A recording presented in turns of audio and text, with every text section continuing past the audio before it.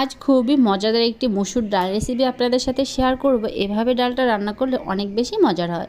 তো মুসুর ডালটা রান্নার জন্য এখানে আমি 1 কাপ মুসুর ডাল নিয়েছিলাম। মুসুর ডালটা একটু ভিজিয়ে রেখেছিলাম, তারপর ভালো করে ধুয়ে একটা কড়াইতে নিয়ে নিয়েছি। এর মধ্যে আমি পেঁয়াজ, কাঁচা মরিচ, হলুদ গুঁড়ো, মরিচ গুঁড়ো, আদা রসুন বাটা এবং পরিমাণ মতো লবণ, একটু তেল দিয়ে খুব ভালোভাবে মাখিয়ে নিব। এর মধ্যে আমি হাফ চা চামচ জিরার গুঁড়ো দিয়ে দিয়েছিলাম। সব কিছু খুব ভালোভাবে হাত দিয়ে মাখানো হয়ে গেলে এর মধ্যে আমি পরিমাণ মতো পানি দিয়ে দিব।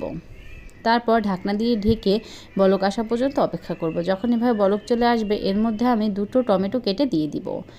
তো টমেটোটা এবং ডাল সব কিছু খুব ভালোভাবে সেদ্ধ হয়ে গিয়েছে। এভাবে ডাল ঘুটনি দিয়ে একটু হালকা করে ডালটা ভেঙে দেব, একদম ভাঙবো না, হালকা একটু ভেঙে দেব।